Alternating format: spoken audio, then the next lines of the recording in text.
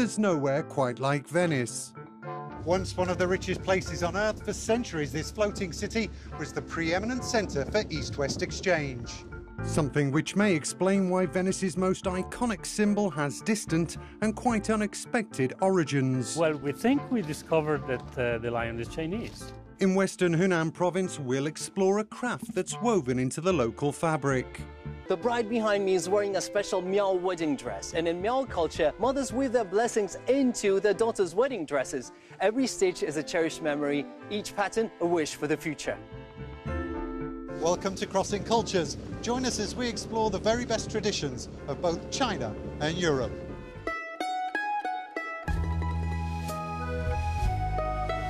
Nothing really prepares you for the majesty of Venice. From its stunning architecture and picturesque canals to the sheer audacity of those who built it. But delve beneath the surface and there's a darker side. It's a story of power, seduction and sin. But also creativity, one that goes to the very heart of the Venetian soul. One place that vividly brings that story to life is Samarkand. For over 40 years, it has turned the centuries-old craft of Venetian mask making into a true art form. Davide, what are you working on right now? Well, I'm creating a new mask. So I have a negative form. I have this special kind of paper called wallpaper that I'm gonna combine in a certain way to register all the details of the mold, creating then the new positive mask. And is this the process that would have been used centuries ago? For sure, yes. People used to use the same technique. So a negative form and a positive form made with a mask inside it. And how do you choose the designs? Are you guided by tradition or do you create new styles? Well, it depends. There are some masks that have a certain iconographies, but then there are many masks that are, fantasy-based, or they are inspired by books, by films, and so on. Beautifully hand-painted, many masks are playful. Others are slightly macabre and unsettling. The result is a wonderful, albeit weird world. But who wore them and why? Well, at the time of the Republic of Venice, in the past centuries, everybody could wear a mask. Nobles and commoners to hide the identity. Then there are other masks for carnival that everybody could wear as well. That could have been any kind of mask. Now, from this family of mask makers here in Venice, let's uncover another ancient craft in China. Igor, over to you.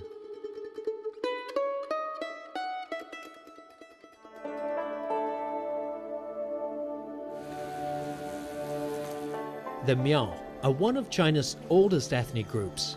In the misty mountains of western Hunan, they weave their stories in thread and color.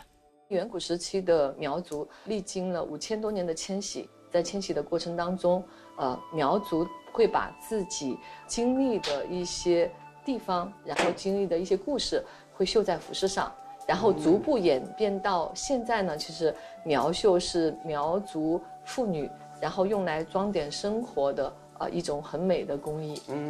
我知道苗族可能没有文字，但会不会用这样的一个方式，把自己的世界观、价值观会记下来和传承？我们就用刺绣的方式，会把就是这5000年当中迁徙的过程当中的一些重要的事件进行记录。所以，比如说我们在很多的这个苗族服饰上会看到有2道水的痕迹。那2道水就是迁徙的过程当中我们经过的黄河和长江。你比如说我袖子上这2道，但是这2道可能到现在我们已经演变成就是并不是一道黄或者是一道绿色，但是始终会有2道。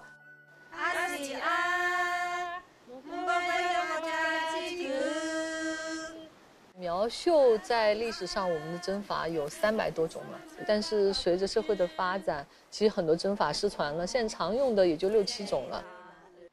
In the Miao tradition, a wedding dress may take 3 generations to complete. A single thread runs through time, binding together the hearts of grandmother, mother, and daughter. Their hands move at different moments in life, yet their stitches meet on the same piece of cloth. 这条是我们复刻的一个300多年前湘西苗族地区的一个传统的苗族服饰，苗族的这个嫁衣，一个女孩子出嫁的这个嫁衣呢，其实是3代人一起绣，就是小女孩4、5岁自己能拿针了。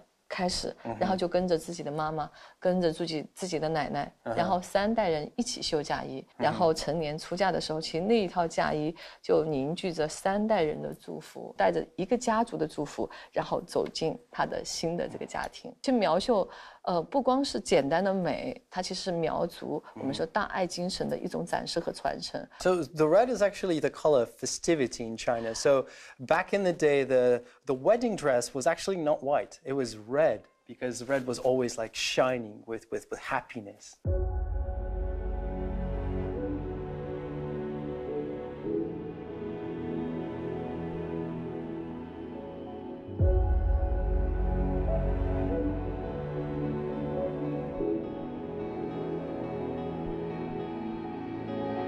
Generations ago, the Miao people carried their embroidery into the mountains, preserving color and memory through time.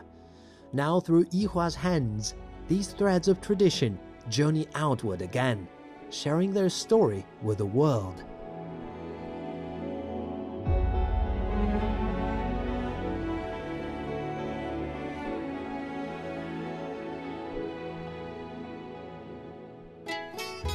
The tales of Venetian explorer Marco Polo, written some 700 years ago, are the first European account of the Orient.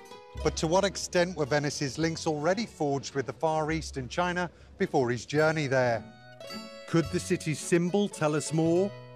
Gilberto, what have you discovered? We think we discovered that the lion is Chinese. The original copper that was used for casting is from China. And what does this discovery mean for our understanding of Venetian history and Venice's connections with the wider world? Well, the lion was up there when Marco Polo left. He saw it up there. As a matter of fact, we think that, given the aesthetics and the shape of the casting, it's probably of Tang period. So it goes back to at least 400 years or 300 years before Marco Polo left. Do we have any idea how it got here? No, but we know that the Silk Roads, not only the road ones, but also the maritime one, were open way before. So there were clearly exchanges to Southeast Asia and China. So, made in China, but a very long time ago. Absolutely. From the wonders of Venice to the beauty of Hunan province, what a fantastic journey it's been through centuries of art and craft. Until the next time, thanks for watching.